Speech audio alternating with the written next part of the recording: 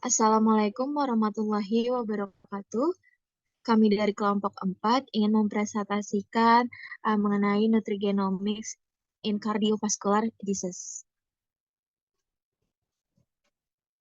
Di mana kami kelompok 4 dengan anggota Laila Nurkomala, Khairunisa Azkia Rahma, Melissa Padlianti, dan saya sendiri Revi Mariska. Dengan judul jurnal yang kami ambil yaitu Nutrigenomics, the Microbiome and Environment Interaction, New Direction in Cardiovascular Disease Research, Prevention and Treatment, a Scientific Statement from the American Heart Association. Pada tahun 2021 dengan penulis Jane F. Ferguson, PhD Faha Chair, Homan Alaye, PhD Faha DKK, dengan volume dan halaman 93291 sampai 313 dengan nama jurnal Six Cardiovascular Genetic. Yang pertama yaitu menjelaskan tentang epidemiologi gizi, di mana studi nutrisi dan penyakit kardiometabolik dimulai pada tahun 1950-an dengan hipotesis jantung, diet klasik berdasarkan studi ekologi yang menghubungkan kematian lemak jenuh dan penyakit kardiovaskular atau CFD. Kesimpulan ini didukung oleh studi resil pemberian makan manusia jangka pendek yang dirancang untuk menunjukkan bahwa penggantian karbohidrat atau asam lemak tak jenuh ganda atau PUFA dengan asam lemak jenuh atau SFA meningkatkan kolesterol total. Lalu selanjutnya akan dijelaskan oleh Melissa. Selanjutnya ada percobaan paling konklusif untuk penyakit kardiometabolik telah didasarkan pada pola diet seperti dietary approaches to stop hypertension atau DAS, percobaan pola diet, program pencegahan diabetes, dietary intervention randomized controlled trial for weight loss, Lion diet study jantung, serta uji coba prevention can diet Mediterranea atau Predimed untuk pengurangan CFD. Di sini ada penilaian gizi menggunakan recall 24 jam dan catatan diet.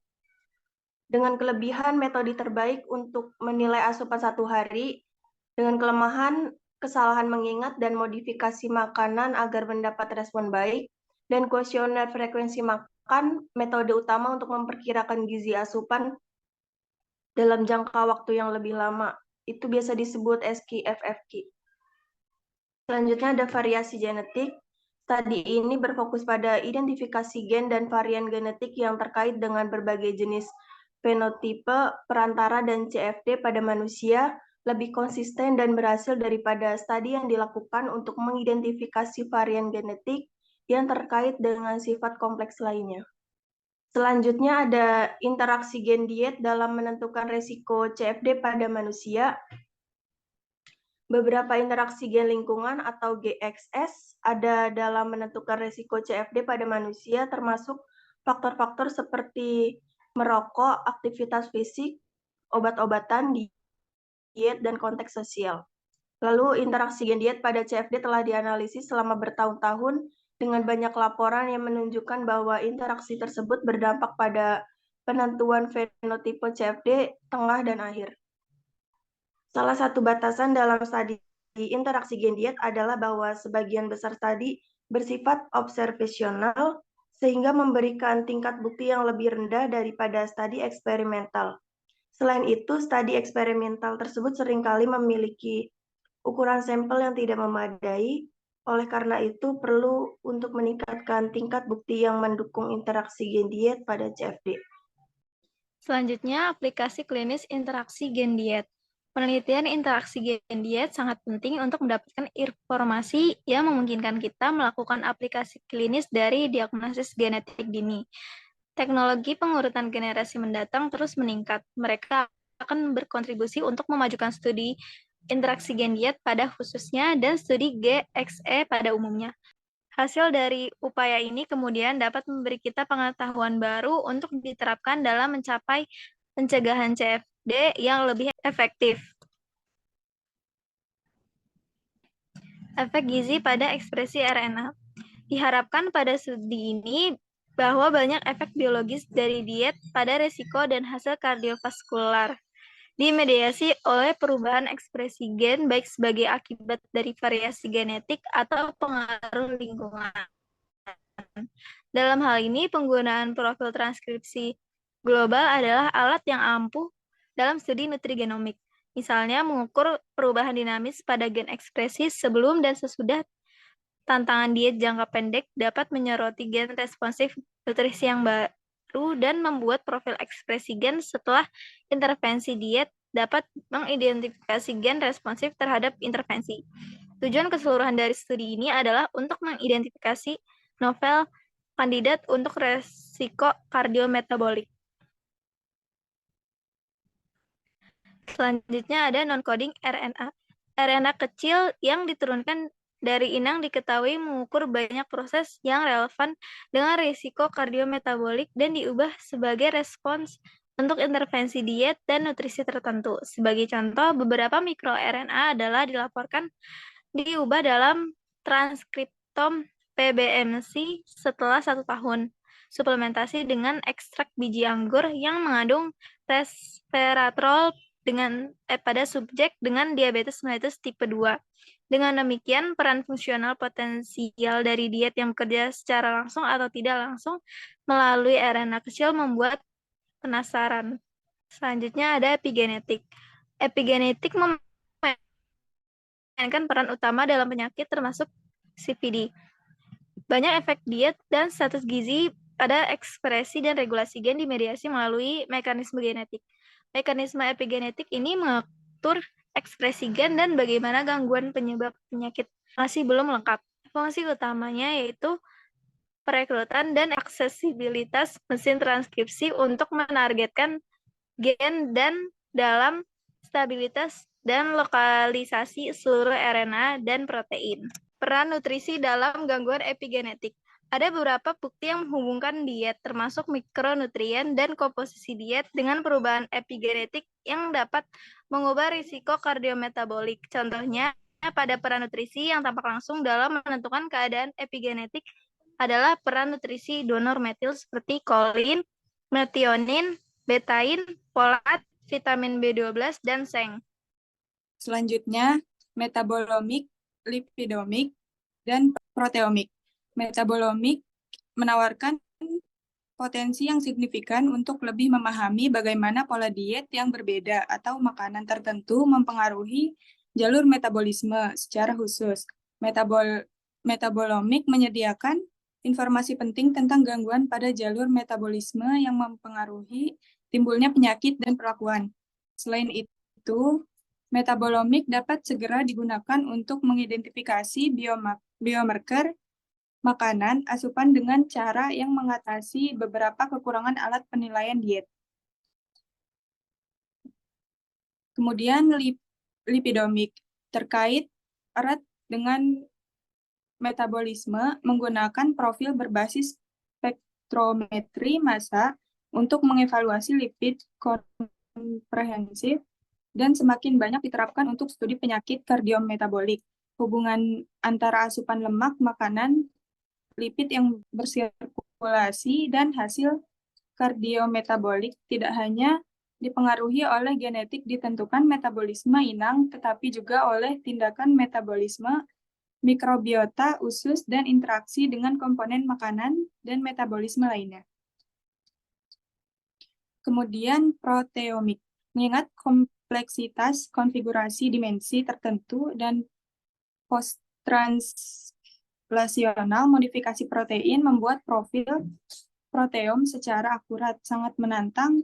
Ada beberapa metode untuk karakterisasi proteomik, termasuk berbasis gel 196 cairan, kromatografi berbasis spektrometri massa, dan berbasis aptamer dengan luas penerapan untuk berbagai jenis sampel.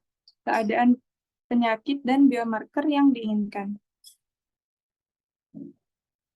Kemudian mikrobioma. Mikrobioma usus telah diidentifikasi sebagai faktor risiko potensial untuk kerentanan terhadap beberapa penyakit metabolik kronis, termasuk diabetes mellitus, obesitas, dan CVD. Peradangan dan mikrobioma. Peradangan merupakan peran pemersatu dalam penyakit kardiometabolik dengan elemen inflamasi seperti pada aterosklerosis, resistensi insulin, dan obesitas. Obesitas ditandai dengan peradangan sistemik tingkat rendah dan yang kronis, dengan adiposit berfungsi sebagai mediator kunci untuk gejala sisa metabolik dan kardiovaskular. Usus sangat penting dalam pengaturan sistem kekebalan tubuh dengan efek metabolik, perbedaan respon imun, dan kerentanan penyakit inflamasi kronis dapat dihasilkan dari perbedaan komposisi mikrobiota. Effect of diet, mikrobioma manusia menggunakan nutrisi makanan dan nutrisi yang berasal dari inang untuk bertahan hidup. Dengan demikian, perubahan pola makan berdampak besar pada mikrobioma, termasuk mengubah komposisi bakteri secara keseluruhan. Sejauh ini, manusia konsisten dengan konsep bahwa perbedaan antar pribadi dalam diet dan repertoar spesies mikroba usus lebih dari varian genetik inang kemungkinan berfungsi sebagai penentu utama plasma. Selanjutnya adalah evoked phenotypes. Ada perbedaan fisiologis yang penting antara individu dalam keadaan berpuasa dibandingkan dengan keadaan prandial atau postprandial atau sebagai respons terhadap tantangan farmakologis atau patogenik. Perubahan fungsional yang terjadi sebagai respons terhadap makanan atau yang lainnya. Intervensi diet untuk membangkitkan fenotipe secara akut telah lama digunakan dalam penelitian nutrisi, terutama dalam bentuk tantangan karbohidrat atau lemak. Kadang-kadang dikombinasikan dengan lebih lama intervensi diet jangka panjang seperti modifikasi asupan lemak diet atau pembatasan natrium.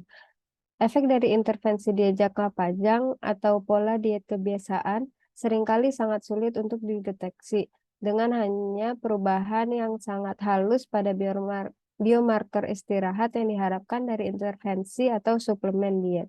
Selanjutnya yaitu nutrisi yang dipersonalisasi untuk manajemen CVD. Intervensi gizi yang dipersonalisasi digunakan dalam mengobati pasien karena terbukti layak untuk dilakukan dengan potensi yang signifikan. Beberapa diet berbasis genetik diterapkan dalam beberapa kondisi tertentu, namun belum ada contoh yang jelas mengenai CVD. Dalam uji coba acak mengenai saran nutrisi yang dipersonalisasi berbasis genetik, individu yang menerima saran yang dipersonalisasi lebih mungkin untuk memahami saran yang diberikan dan menilai metode ini lebih berguna. Suatu intervensi yang dilakukan untuk meningkatkan kualitas asupan yang menggunakan saran nutrisi yang dipersonalisasi pada kelompok genotip ApoE menunjukkan adanya kemungkinan untuk membuat perbaikan diet dibandingkan dengan kelompok kontrolnya. Hal ini memungkinkan nutrisi yang dipersonalisasi menjadi pilihan realistis untuk manajemen CVD. Limitations and future directions. Keterbatasan dalam pendekatan komputasi menjadi hambatan utama dalam studi nutrigenomik dikarenakan sulitnya mendapatkan penilaian input nutrisi yang akurat dan komprehensif menggunakan biomarker yang digabungkan dengan pengetahuan genomik. Kerjasama di antara para peneliti dari berbagai disiplin ilmu yang menggabungkan beragam keahlian diperlukan untuk bergerak menuju tujuan bersama dari pendekatan omics terpadu untuk nutrisi pada penyakit kardiometabolik. Kesimpulan pada jurnal ini yaitu meskipun diketahui pentingnya genetika dalam penyakit kardiometabolik, lingkungan dan pola makan memainkan peran besar dalam menentukan sejauh mana kecenderungan genetik terhadap penyakit akan terwujud. Faktor risiko lainnya adalah merokok telah menunjukkan perbaikan dengan penurunan tajam dalam tingkat merokok yang disertai dengan penurunan kejadian kardiovaskular. Selain itu, peningkatan pengetahuan tentang nutrisi yang optimal memiliki potensi untuk meningkatkan kualitas hidup dan mengurangi morbiditas serta mortalitas penyakit global. Sekian presentasi dari kelompok kami mengenai nutrigenomik pada CVD. Sekian, terima kasih.